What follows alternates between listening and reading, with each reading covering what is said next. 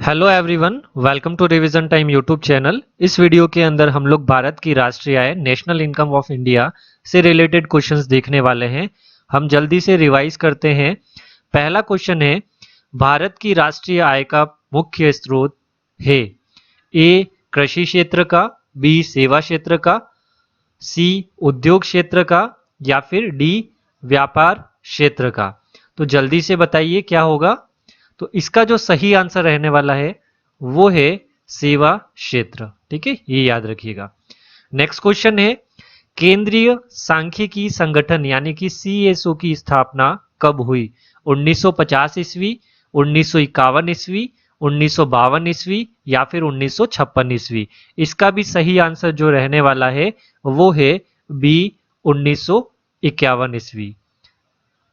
तीसरा क्वेश्चन है, राष्ट्रीय आय है, ऑप्शन ए है बाजार मूल्य पर निबल राष्ट्रीय उत्पाद, उत्पादन लागत पर निबल राष्ट्रीय उत्पाद, बाजार मूल्य पर निबल देशीय उत्पाद या फिर उत्पादन लागत पर निबल देशीय उत्पाद। तो सही आंसर क्या होगा जल्दी से बताइए कमेंट बॉक्स में। इसका भी जो सही आंसर रहने वाला है वो है बी उत्पादन लागत पर निबल राष्ट्रीय उत्पाद।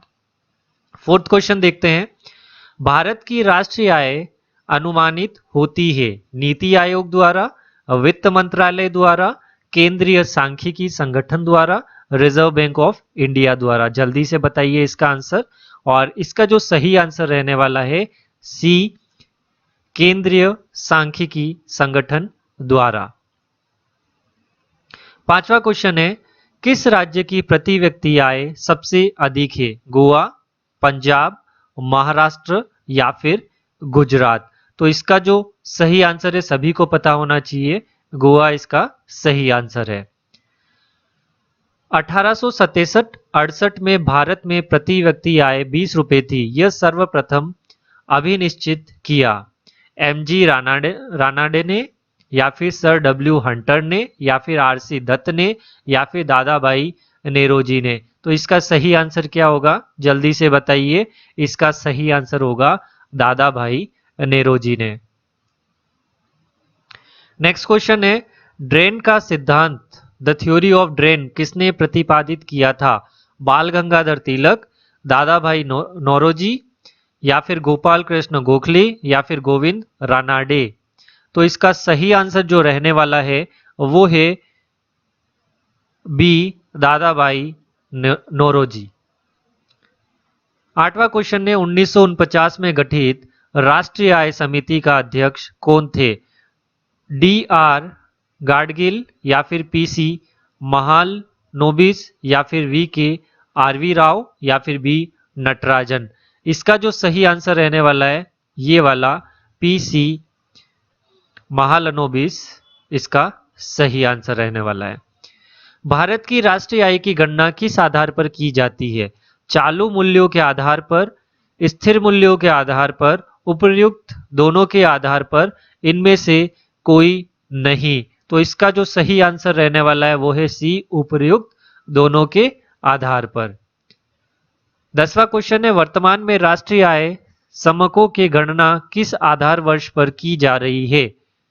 1970-71 पर या फिर 1980-83, 2011-12 या फिर 2004 या फिर 5। तो सही आंसर बताइए। इसका सही आंसर रहने वाला है सी 2011-12।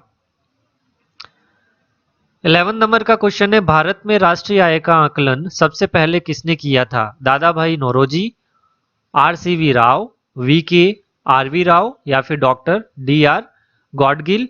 तो सही आंसर इसका जो रहने वाला है वो है दादा भाई नौरोजी। दादा भाई नौरोजी ने अपने धन का पलायन सिद्धांत का किस पुस्तक में वर्णन किया है?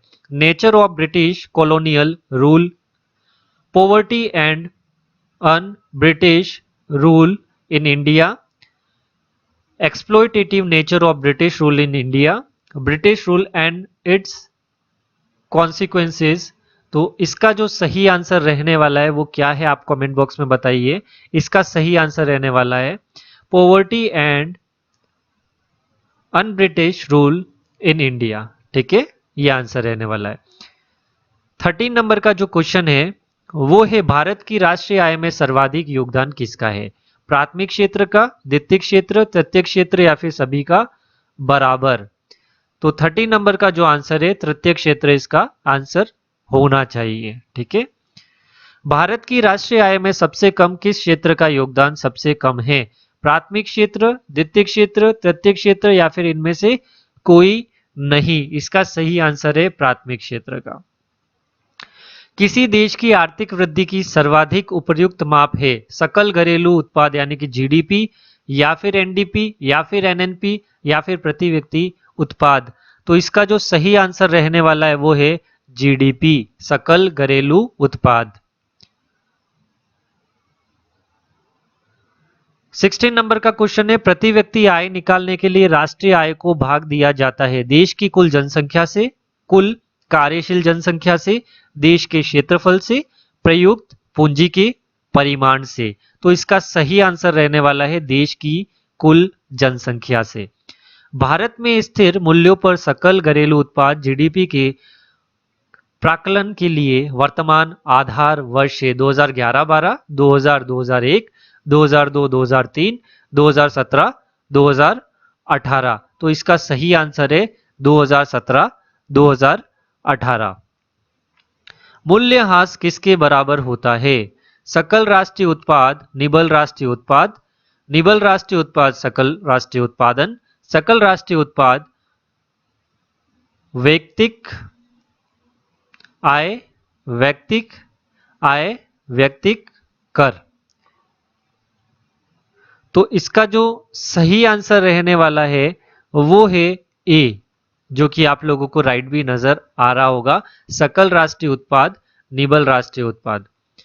राष्ट्रीय आय निकालने के लिए एनएनपी में से किसे घटाया जाता है? अप्रत्यक्ष कर, पूंजी उपभोग छूट, इमदाद सब्सिडी, या फिर डी है ब्याज? तो इसका सही आंसर है अप्रत्यक्ष कर। जीएनपी से एनएनपी निकालने के लिए निम्न में से किसको घटाया जाता है? हास, ब्याज, कर या फिर सब्सिडी? सही आंसर बताइए कमेंट बॉक्स में। तो इसका सही आंसर रहने वाला है हास। आय विधि से राष्ट्रीय आय का आकलन करते समय निम्नलिखित में से किसको शामिल नहीं किया जाता है? किराया, मिश्रित आय, पेंशन, अवितरित आय? तो इसका जो सही आंसर रहने वाला है वो है अवितरित आय। और लास्ट क्वेश्चन है व्यय विधि के माध्यम से जीएनपी की गणना में क्या शामिल नहीं किया जाता? सकल घरेलू निजी निवेश, निबल विदेशी निवेश, मूल्यह्रास व्यय, निजी उपभोग व्यय? तो इसका जो सही आंसर रहने वाला है वो है मूल्यह्रास व्यय।